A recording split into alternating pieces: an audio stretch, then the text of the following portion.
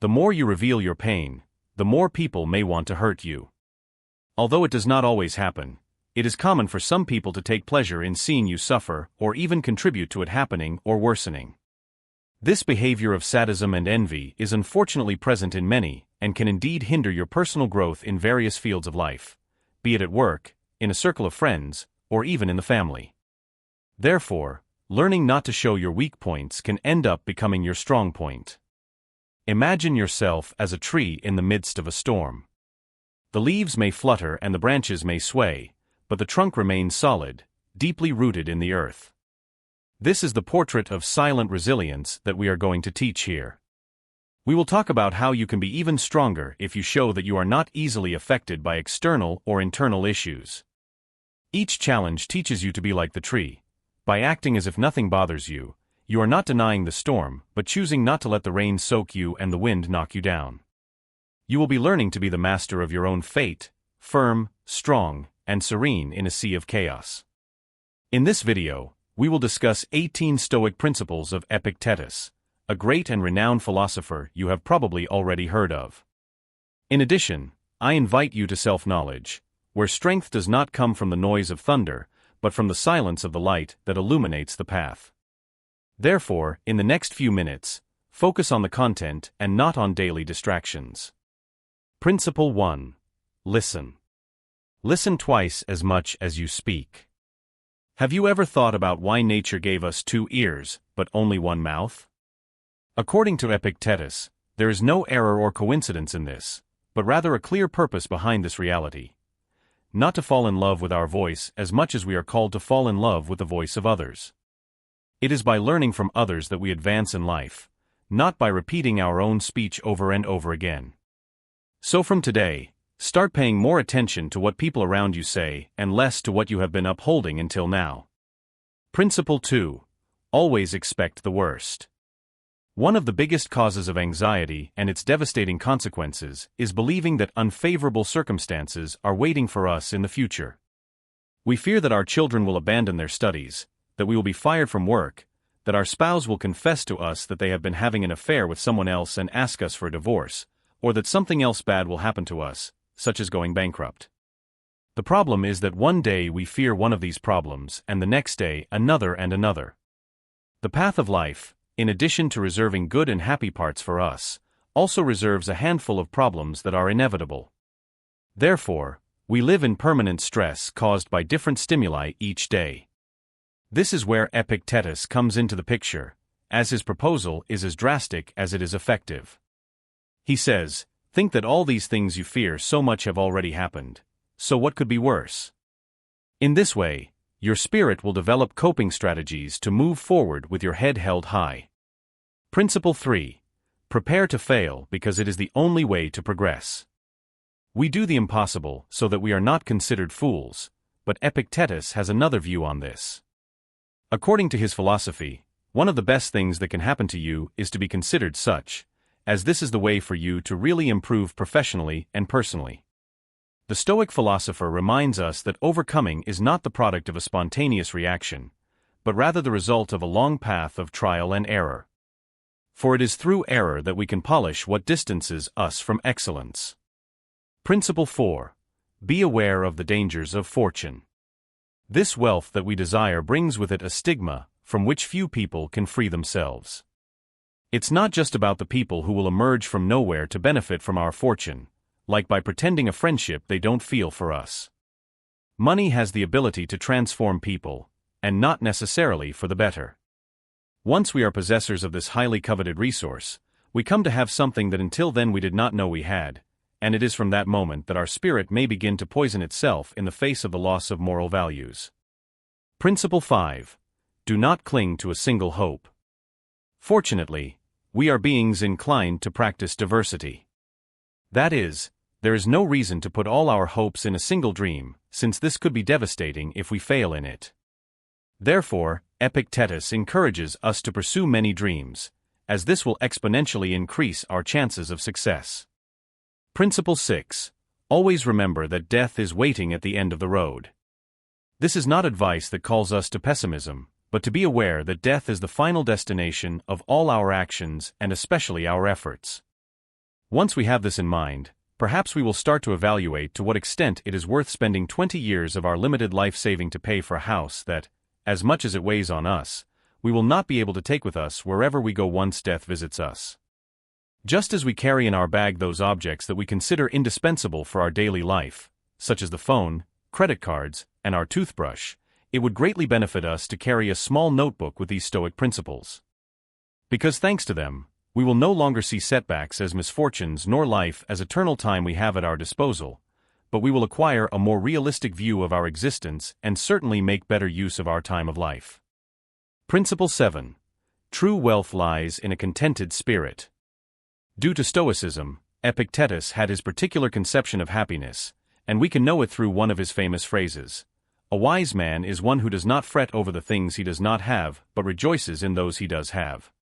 This reflection is more than a thought. It is advice to learn to stop feeling afflicted by those riches that are not yet part of our life. Because while we allow ourselves to complain and mourn for what we lack, we lose valuable minutes of happiness in which we could thank for everything we have achieved so far, which is much more than our eyes are trained to appreciate. Thus, a rich person is above all a happy person. Principle 8. Incorporate humility into your life. If you really want to learn something, it is essential that a person learns what they believe they already know. Through this phrase, Epictetus calls us to make use of our humility, especially in the realm of learning. Going through life boasting of the pride of knowledge distances us more and more from the authentic knowledge that arises from the conviction that we are completely ignorant about what we intend to learn. In this way, we will look at everything through the eyes of a child, which harbor as much capacity for wonder as they do a desire to learn. Principle 9. Guilt is synonymous with plague. Narrow-minded people blame others. Ordinary people blame themselves, but the wise see all guilt as foolishness. Thanks to this phrase from Epictetus, therapists nowadays have begun to approach guilt as a feeling to be eradicated from our lives. The only way to win the competition against guilt is to refuse to play with it. The problem is that it results in an easy path, since by blaming others or ourselves, we completely absolve ourselves of the responsibility to correct the mistake. Therefore, resorting to it is a temptation that is hard to escape. Only those people driven by a firm determination to overcome are capable of avoiding guilt and still manage to take responsibility for their actions.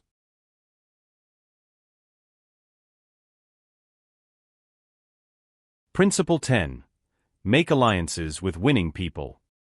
It's curious how when someone sneezes next to us, we immediately move away, invaded by the fear that they will infect us.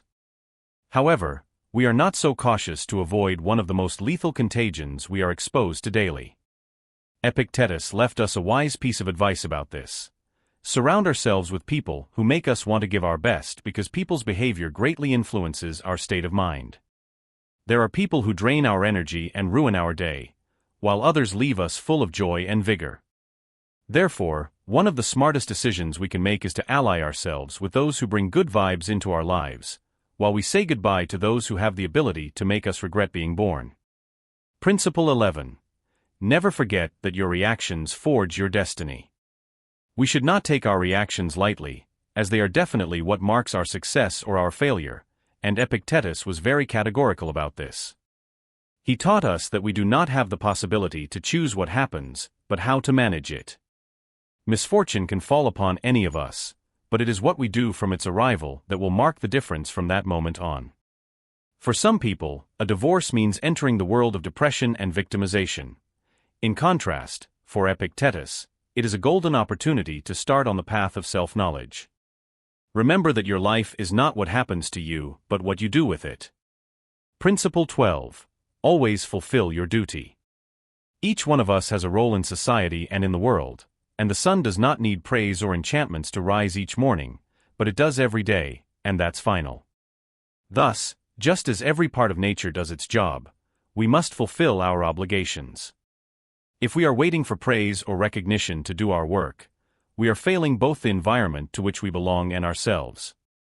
If we know what our task is and are aware that other people depend on it, it is our moral duty to carry it out without waiting for anyone to remind us. Principle 13. Do not be surprised by the contempt of others. One of the hardest things to bear in our life is being the object of contempt from those who, we believe, should be loving us. From this, Epictetus derives the phrase that he became famous for: "It is impossible to begin learning what we think we already know." This is why the Stoic philosopher advocates for us to always be receptive to knowledge and to admit that even if we think we are connoisseurs, we still have a lot to learn. To avoid this suffering, we must learn to accept our reality as it is and not as we wish it were. It is normal to feel pain in these circumstances, but we must avoid falling into the emotional trap of expecting something from someone who is not willing to give it to us. Principle 14. Be the owner of your passions. A river does not always flow in the same direction. In fact, it usually meanders, sometimes fast, other times slow. The most unexpected thing can happen to a river, but it will always be a river. Just like our passions, they may fluctuate in intensity, but they are part of who we are. However, they should not control us. Epictetus reminds us that we are the ones who should be in control of our emotions and passions, not the other way around. If we allow ourselves to be controlled by them, we become slaves to our impulses, losing sight of our goals and values. Principle 15. Learn to be indifferent to what doesn't matter. We often get caught up in things that are of little significance, worrying about trivial matters that do not impact our lives in a meaningful way. Epictetus teaches us to focus on what truly matters and to let go of things that do not contribute to our growth or well-being. By practicing this principle, we can free ourselves from unnecessary stress and concentrate on what is essential. Principle 16. Understand that some things are beyond your control. There are many things in life that we cannot control, such as the actions of others, the weather, or the past. Epictetus encourages us to accept this reality and to focus our energy on what we can control: our own actions, thoughts, and responses. By doing so, we can find peace and reduce our suffering. Principle 17. Practice moderation in all things. Excess in any form can be detrimental to our well-being. Whether it's food, work, or even leisure, moderation is key to maintaining balance in our lives. Epictetus advises us to find a middle ground and avoid extremes, as this leads to a more harmonious and fulfilling existence. Principle 18. Live according to nature. This final principle is a call to align our lives with the natural order of the universe. Epictetus believed that by living in harmony with nature and understanding our place within it, we can achieve true contentment and fulfillment. This means recognizing our strengths and limitations, embracing our humanity, and striving to live virtuously. By incorporating these 18 principles into your daily life, you can develop a strong, resilient mindset that allows you to navigate the challenges of life with grace and wisdom. Remember, the journey to self-mastery is a continuous process, but with dedication and practice, you can achieve the inner strength and tranquility that Epictetus so eloquently advocated for.